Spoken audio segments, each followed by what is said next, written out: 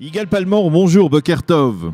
Bonjour Daniel. Merci d'être avec nous ce matin sur Studio Qualitas. Je rappelle que vous êtes anciennement porte-parole du ministère israélien des Affaires étrangères et aujourd'hui directeur du département des communications à l'Agence juive et c'est donc en tant que personnalité expérimentée en matière de communication que nous souhaitions vous parler ce matin pour essayer de faire une sorte de débriefing ou de décryptage de la communication israélienne au cours des derniers jours et en particulier après ce qui s'est passé dans la bande de Gaza il y a une semaine.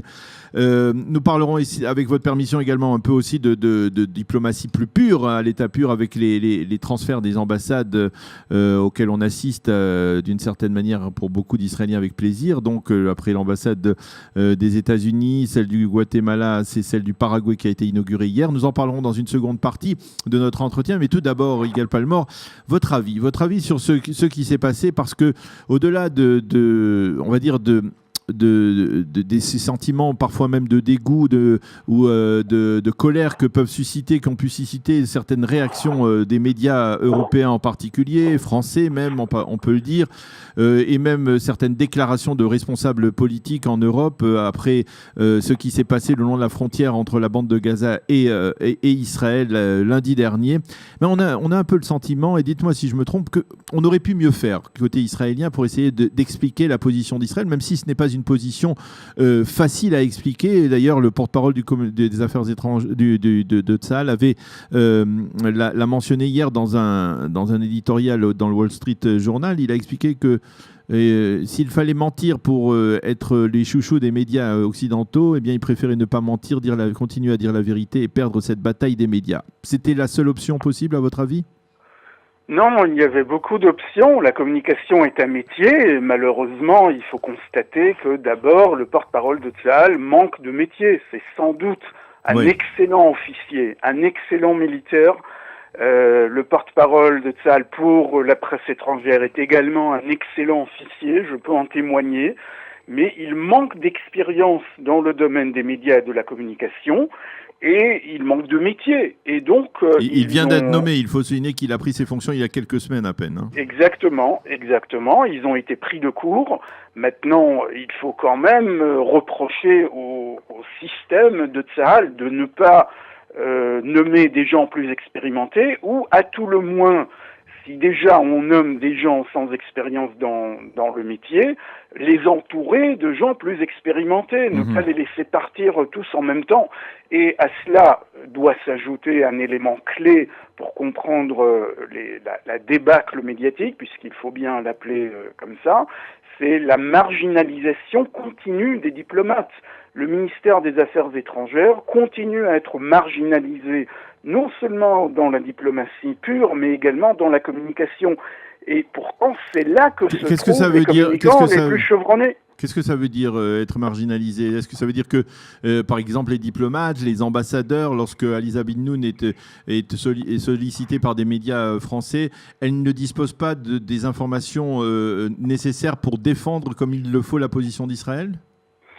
Non seulement les ambassades ne disposent pas des informations nécessaires en temps réel, et la seule chose qui compte, c'est de les avoir en temps réel, et pas après coup, n'est-ce pas ? Mais sur le terrain, il n'y a aucune coordination avec les effectifs du ministère des Affaires étrangères. Il n'y a pas de consultation. Dans le passé, nous étions tous membres d'un forum de consultation et de concertation entre porte-parole de l'armée, du ministère des Affaires étrangères, de la police et des services du Premier ministre. Et le travail s'était fait de façon coordonnée en profitant notamment de l'expérience militaire des porte-paroles de Tsahal et de l'expérience diplomatique et médiatique à l'étranger des diplomates qui connaissent quand même le terrain mieux que n'importe quel militaire. Ça n'existe pas, ça ? Aujourd'hui, ça n'a pas existé dans les dernières semaines ? Mais dites-moi, vous avez vu quelque part dans les médias les porte-paroles du ministère des Affaires étrangères ? Ce n'est pas faute d'avoir voulu, d'avoir pu porter le message d'Israël qui n'était pas là. C'est que dans le système communicatif de l'État d'Israël, si chacun fait bande à part, évidemment, quand les événements sont d'ordre militaire, les médias vont se tourner vers les militaires. Et si les militaires ne sont pas en pleine coordination de réseau et de système avec les autres porte-paroles des municipalités le long de Gaza, des affaires étrangères, s'ils ne les consultent pas, s'ils ne prennent pas les conseils de ceux qui connaissent les médias étrangers à fond et l'opinion étrangère à fond, eh bien, le résultat, c'est que les porte-paroles de l'armée parlent aux Israéliens, même quand ils parlent des langues étrangères. Le discours est un discours israélo-israélien, et par nature, par définition, il ne peut pas être compris à l'étranger.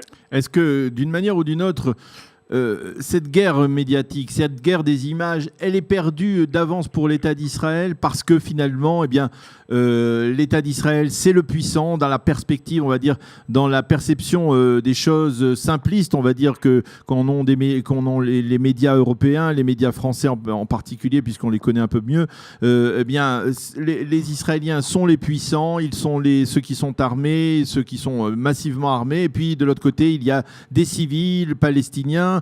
Et s'il n'est pas clairement évident que tous les civils qui étaient sur place étaient armés et tirés en direction des Israéliens, eh bien cela reste des civils palestiniens qui sont enfermés on va dire dans ce grand camp de concentration, comme le disent certains médias de Gaza. Finalement, c'est peine perdue, quoi que l'on puisse faire, à votre avis. C'est vrai ou pas, à votre avis, Igal? Non, tout ce que vous avez dit en matière de descriptif de la situation telle qu'elle est vue à l'étranger, parfois aussi en Israël, est tout à fait vrai. Mais est-ce que cette guerre d'image est perdue d'avance? Non, là je dis non, la guerre n'est pas perdue d'avance, pas du tout, et nous n'avons pas le droit de nous déclarer forfait avant de l'avoir menée et de l'avoir menée bien professionnellement. Vous comprenez? Oui, mais il y a une mauvaise volonté d'emblée. Hein. On est d'accord sur le fait que, c'est-à-dire les médias, par exemple, hein, pour ne citer que les médias français, 2 jours après, les médias français savaient que 50 des 60 de Palestiniens tués, c'était des terroristes. Personne ne l'a mis en évidence, personne ne l'a mentionné de manière à dire « Ah, peut-être que l'on s'était trompé, peut-être que l'on doit rectifier notre jugement ». Lorsqu'il y a une mauvaise volonté, lorsqu'il y a une volonté délibérée de salir l'État d'Israël, c'est difficile de vaincre dans ce combat. Oui, c'est très difficile et il y a une mauvaise foi à en revendre, je ne le nie pas, pour en avoir fait l'expérience moi-même à plusieurs reprises, plus de fois que je ne veux m'en souvenir. Donc évidemment, je ne vais pas vous contredire là-dessus, et les exemples ne manquent pas. Mais ça ne veut pas dire que la guerre de l'image est perdue d'avance, pas du tout. Il y a beaucoup de choses à faire, énormément de choses à faire, notamment vis-à-vis des chancelleries, des diplomates et des politiques à l'étranger. Il n'y a pas que les médias. La communication vise en priorité les médias, mais aussi beaucoup d'autres secteurs de l'opinion, et notamment les dirigeants et les décideurs. Et c'est là où il aurait fallu faire des démarches avant même les événements, parce que tout était annoncé à l'avance. Le Hamas avait prévu, annoncé, organisé, tout était prévu à l'avance. Et il aurait fallu ne pas attendre le moment de la confrontation, mais aller prévenir que cette confrontation allait arriver et qu'elle était voulue par le Hamas, avec, preuve à l'appui, les discours publics des dirigeants du Hamas qui annonçaient déjà la couleur. Et avec ça, on aurait pu facilement fléchir le discours officiel, ce qui aurait évidemment eu un effet modérateur sur l'emballement médiatique. Et ça, finalement, vous avez le sentiment que ça n'a pas été fait, que les responsables, ceux de l'armée, ceux de la diplomatie, n'ont pas pris les mesures nécessaires pour faire passer ce message? Eh bien, je trouve que la diplomatie a été totalement marginalisée dans cette histoire, et que sur le moment, le porte-parole de Tzahal, l'unité du porte-parole de Tzahal, ne s'est pas appuyé sur l'expérience professionnelle des diplomates et sur l'expérience acquise des conflits précédents, comme par exemple diffuser en temps réel des images du terrain qui montrent tout ce que nous disons.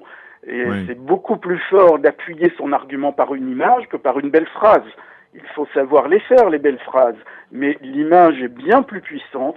Et si nos communicants à l'étranger ou vis-à-vis des médias étrangers en Israël avaient pu fournir une grande quantité d'images montrant des manifestants armés, des manifestants poussant des handicapés et des enfants en première ligne, si on avait eu ces images le jour même, bien des choses auraient été pu être différentes. Est-ce qu'on les avait au moins, ces images, à votre avis, Yigal?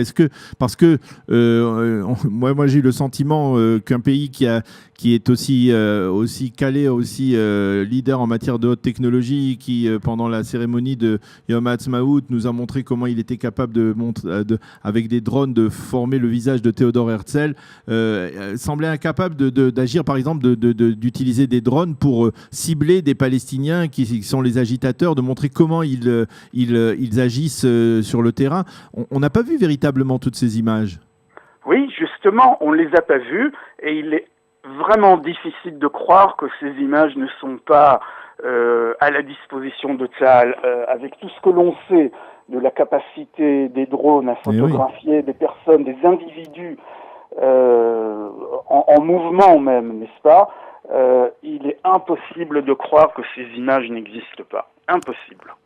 Yigal Palmore, le second volet de notre entretien, c'est cet engouement, diplomatique pour Jérusalem, avec ces transferts des ambassades. Alors, je ne sais pas si c'était prévu, on s'attendait à, d'une certaine manière, ce type de réaction, mais 3 inaugurations d'ambassades à Jérusalem en une semaine, c'est tout de même pas mal. On a le sentiment que quelque part, il y avait pas mal de pays qui attendaient que les États-Unis débloquent la situation en reconnaissant Jérusalem comme capitale. Est-ce qu'à votre avis, on va assister à une sorte de raz-de-marée diplomatique en faveur de Jérusalem, en faveur d'un transfert des ambassades de Tel Aviv à Jérusalem? Je ne pense pas qu'il y aura un raz-de-marée, mais déjà 3 ambassades, dont celle des États-Unis, c'est beaucoup. C'est un véritable succès diplomatique, un succès retentissant, puisque toute la région en parle, un succès retentissant, puisque en Europe, les diplomates en parlent énormément et tentent de minimiser les dégâts, entre guillemets, tels qu'ils voient ça, puisqu'on entend des voix s'élever au sein des parlements et des gouvernements de la République tchèque ou de la Roumanie, par exemple, pour suivre le mouvement. Et on voit comment la diplomatie européenne se mobilise pour arrêter ces initiatives. Et donc, cela veut dire qu'il y a un véritable mouvement, un mouvement diplomatique suscité par le transfert de l'ambassade américaine. Il n'y aura pas sans doute de raz-de-marée.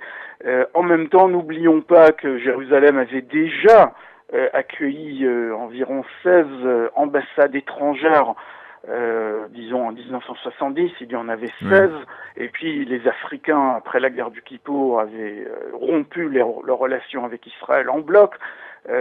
Donc je crois qu'on est resté avec 13 ou 14, et puis en 1980 avec le vote sur la loi de Jérusalem, toutes ces ambassades ont été transférées vers Tel Aviv, sauf le Costa Rica et le Salvador qui sont restés à Jérusalem jusqu'en 2006. Oui. Donc ce n'est pas la première fois que nous voyons des ambassades à Jérusalem, mais l'ambassade d'un pays comme les États-Unis, ça c'est du nouveau.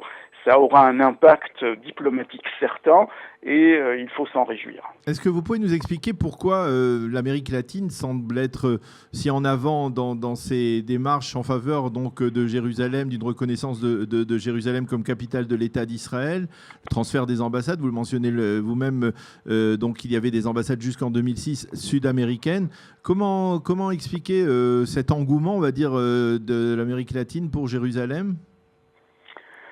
Ce n'est pas un engouement généralisé, donc il est difficile de parler de l'Amérique latine en général, mais c'est vrai que historiquement, on sait qu'un grand nombre de pays latino-américains avaient déjà voté pour le partage de la Palestine, la création de l'État juif en 1947, et comme je viens de le dire, plusieurs pays latino-américains avaient déjà leur ambassade à Jérusalem dans les années 70.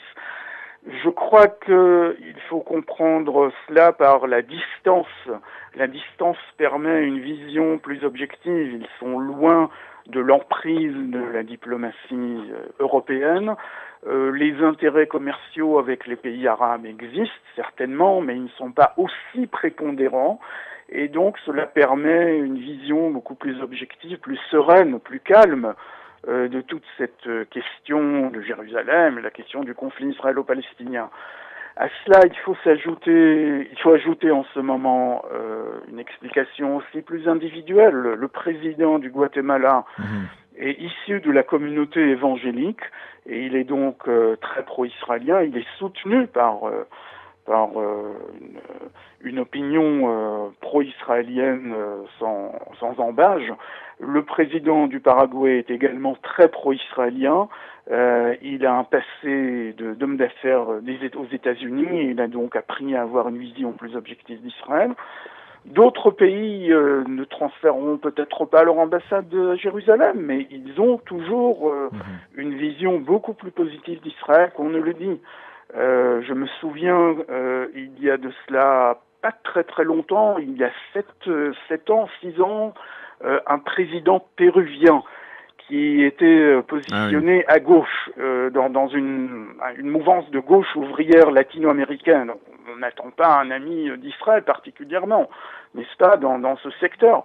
Il avait fait un discours tellement pro-israélien de base. Oui. À un moment donné, il avait donné comme exemple Israël, qui fait fleurir le désert, les kibbutzim, l'agriculture, tous les accomplissements du sionisme, il les avait donnés en exemple à son peuple, et on en est resté bouche bée. Oui. Parce que même dans la gauche ouvrière en Amérique latine, on peut trouver de grands amis d'Israël.